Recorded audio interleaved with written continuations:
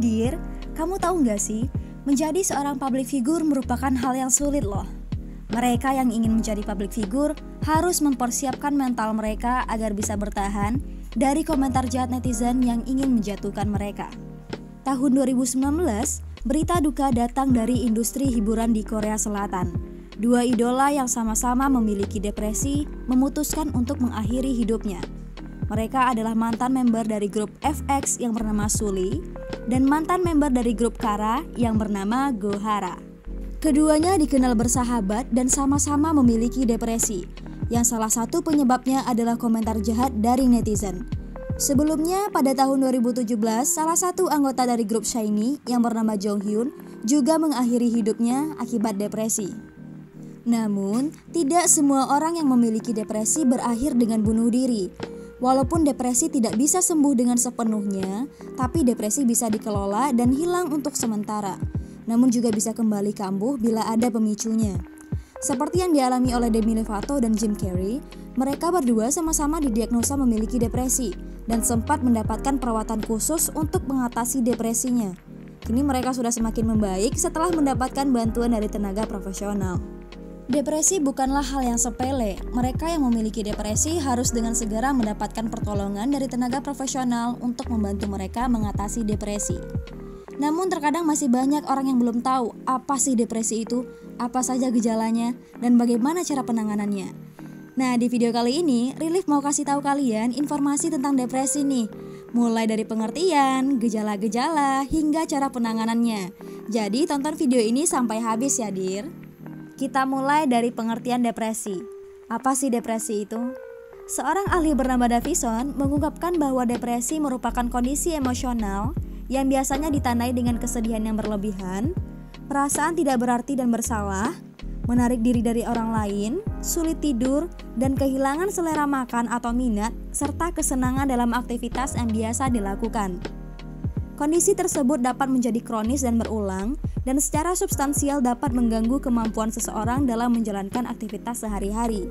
Di tingkat yang paling parah, depresi dapat menyebabkan bunuh diri. Seseorang dikatakan depresi jika setidaknya selama 2 minggu mengalami minimal 5 dari 9 gejala depresi mayor berikut. Apa saja gejalanya? 1. Adanya perasaan tertekan yang muncul di sebagian besar waktu, bahkan hampir setiap hari. 2. Adanya penurunan minat dan kesenangan di hampir sebagian besar kegiatan dan hampir setiap hari. 3. Adanya perubahan berat badan atau nafsu makan yang signifikan tanpa adanya usaha atau niatan khusus untuk diet ataupun menaikkan berat badan. 4. Adanya perubahan jam tidur, seperti mengalami kesulitan tidur atau malah tidur berlebih hampir setiap hari. 5. Adanya perasaan gelisah yang menyebabkan tubuh bergerak tanpa sengaja. 6. Merasa kelelahan dan kehilangan energi. 7. Munculnya perasaan bersalah atau tidak berharga yang berlebihan dan sebenarnya tidak pantas untuk muncul.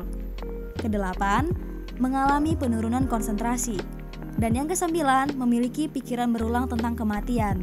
Adanya keinginan bunuh diri berulang tanpa rencana spesifik, usaha bunuh diri, atau rencana spesifik untuk melakukan bunuh diri. Jika kamu mengalami minimal 5 dari 9 gejala tadi, segeralah minta bantuan dari tenaga profesional ya, Dir. Dan perlu diingat pula bahwa hanya psikolog atau psikiaterlah yang bisa mendiagnosa kamu. Jadi jangan self-diagnose ya, Dir. Lalu, apa yang harus kita lakukan ketika kita telah didiagnosa memiliki depresi? Hal yang paling penting dan harus dilakukan adalah berkonsultasi dengan tenaga profesional. Percayalah dengan psikolog ataupun psikiater untuk bisa membantumu melawan depresi. Ketika kamu percaya kepada mereka dan kamu juga memiliki niat untuk sembuh, maka kamu akan menjadi lebih baik.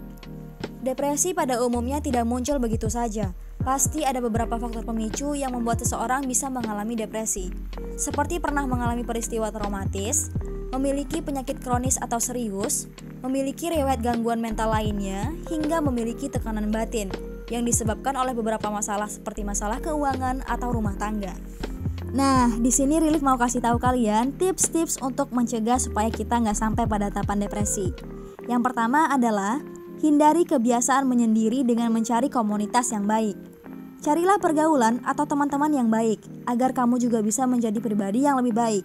Ketika kamu memiliki pergaulan yang buruk, tanpa kamu sadari itu akan mempengaruhi kualitas hidupmu. dan bisa membuatmu depresi. Yang kedua, buat hidup lebih sederhana dengan membuat perencanaan jangka pendek dan panjang. Jangan membuat hidupmu semakin rumit dengan jadwal yang tidak teratur. Belajarlah untuk membuat perencanaan hidup, mulai dari jangka pendek hingga jangka panjang. Dengan membuat perencanaan hidup, kamu akan tahu apa yang akan kamu lakukan ke depannya. Yang ketiga, berolahraga secara teratur, minimal 3-5 kali dalam seminggu dengan durasi sekitar 30 menit. Untuk mencegah depresi, bukan hanya mental yang harus diperhatikan, tapi kesehatan fisikmu juga perlu diperhatikan. Berolahragalah secara teratur agar tubuhmu sehat dan pikiranmu semakin jernih. Yang keempat, konsumsi makanan dengan gizi seimbang dan pola makan yang teratur. Pola makanmu juga harus diperhatikan ya dir. Makanlah secara teratur dengan gizi yang seimbang untuk mencegah depresi. Dan yang terakhir, buatlah hidup lebih santai dan hindari stres. Stres merupakan hal yang wajar, namun akan menjadi tidak wajar jika kamu merasakan stres yang berlebihan. Ubah pola hidupmu menjadi lebih santai agar terhindar dari stres. Jika kamu sedang bekerja, ambillah waktu cuti untuk bisa berlibur sejenak.